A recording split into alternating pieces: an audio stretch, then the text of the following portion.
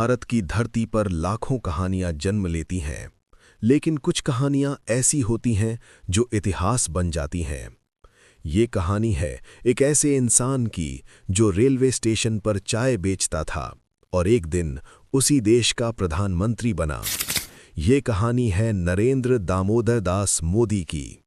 17 सितंबर 1950 को गुजरात के मेहसाणा जिले के एक छोटे से कस्बे वडनगर में एक बच्चे का जन्म हुआ, नरेंद्र मोदी। उनका पूरा परिवार एक छोटे से मकान में रहता था जो सिर्फ 40 फीट लंबा और 12 फीट चौड़ा था। वे अपने माता-पिता दामोदर दास मोदी और हीराबेन मोदी की 6 संतानों में से तीसरे थे। घर की आर्थिक स्थिति बहुत साधारण थी। परिवार बड़ी मुश्किल से गुजारा करता था। पिता दामोदर दास मोदी रेलवे स्टेशन पर एक छोटी चाय की दुकान चलाते थे और नरेंद्र बचपन में उनकी मदद के लिए वहां चाय बेचते थे। एक बार जब तापी नदी में बाढ़ आई तो महज 9 साल के नरेंद्र और उनके दोस्तों ने एक फूड स्टॉल लगाया और उससे मिले पैसे राहत कार्य में दान कर दिए।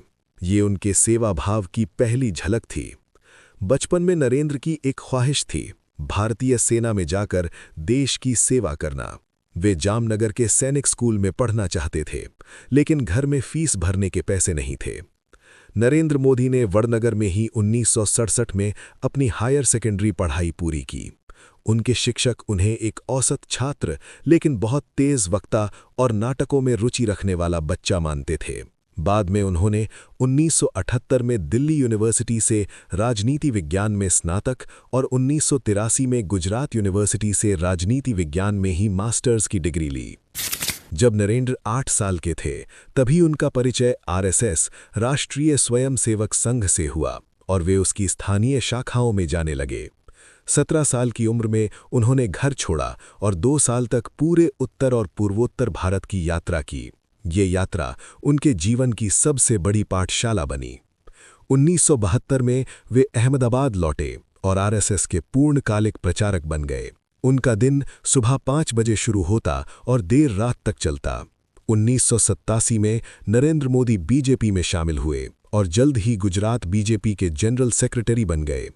उनकी पहली बड़ी जीत अहमदाबाद म्यूनिसिपल कॉरपोरेशन चुनाव में बीजेपी को पहली बार जिताना ने उन्हें एक संगठनकर्ता के रूप में पहचान दिलाई। 1998 में उन्हें बीजेपी का राष्ट्रीय महासचिव बनाया गया। अक्टूबर 2001 में जब गुजरात में भूज भूकंप के बाद की स्थिति को संभालने में तत्कालीन मुख्यमंत्री की आलोचना हो रही थी, बीजेपी के राष्ट्रीय नेतृत्व ने मोदी को गुजरात का मुख्यमंत्री बनाने का फैसला किया। मोदी ने डिप्टी सीएम बनने का प्रस्ताव ठुकरा दिया और आडवाणी जी से कहा, या तो मैं गुजरात की पूरी जिम्मेदारी लूंगा या बिल्कुल नहीं। 7 अक्टूबर 2001 को उन्होंने मुख्यमंत्री पद की शपथ ली। मुख्यमंत्री बनते ही उन्होंने भूकंप से तबाह गुजरात का पुनर्निर्माण शुरू किया।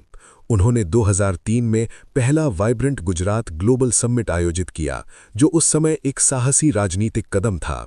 इस समिट ने गुजरात को निवेशकों के नक्शे पर लाकर खड़ा कर दिया। हालांकि 27 फरवरी 2002 को गोधरा में साबरमती एक्सप्रेस की एक बोगी में आग लगने से लगभग 59 लोग मारे गए, जिनमें महिलाएं और बच्चे भी शामिल थे। इसके बाद पूरे गुजरात में सांप्रदायिक दंगे भड़क उठे। सुप्रीम कोर्ट द्वारा नियुक्त एसआईटी ने 2010 में अपनी जांच में ये निष्कर्ष निकाला कि मोदी के खिलाफ कोई सबूत नहीं है जो ये साबित करे कि उन्होंने अपने संवैधानिक कर्तव्यों में कोई चूक की। सुप्रीम कोर्ट ने 2012 में एसआईटी की अंतिम रिपोर्ट स्वीकार कर ली। 2014 के लोकसभा चुनाव में नरेंद्र मोदी ने विकास और राष्ट्रीय सुरक्षा के मुद्दों पर प्रचार किया। 26 मई 2014 को राष्ट्रपति भवन के प्रांगण में उन्होंने भारत के 14वें प्रधानमंत्री के रूप में शपथ ली। ये एक ऐतिहासिक क्षण था। वे स्वतंत्र भारत में जन्मे पहले प्रधानमंत्री हैं। जब मोदी ने कार्यभार संभाला तब 18,000 गांवों में बिजली नहीं थी।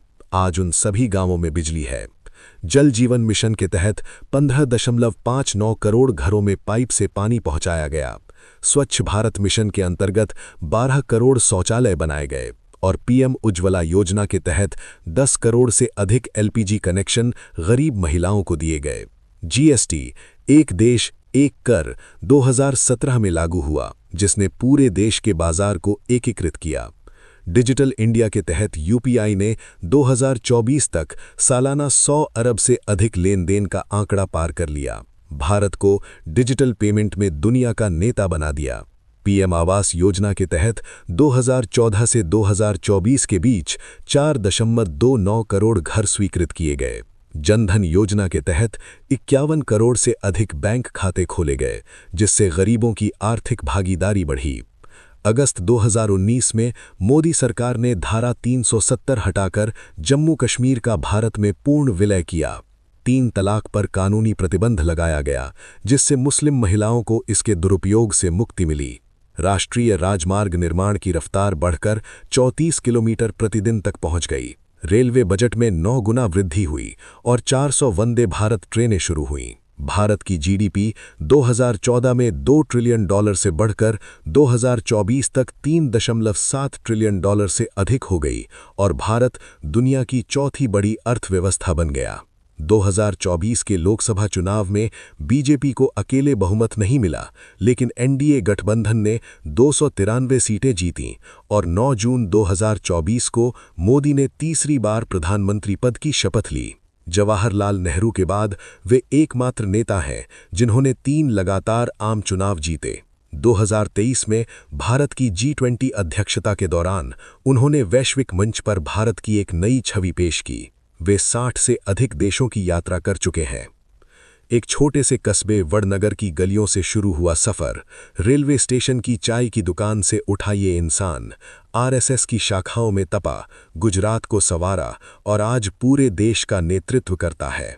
नरेंद्र मोदी की कहानी सिर्फ एक नेता की कहानी नहीं है, ये उस भारत की कहानी है जो मानता है कि मेहनत, लगन और सेवा भाव से कोई भी इंसान किसी भी मुकाम तक पहुंच सकता है।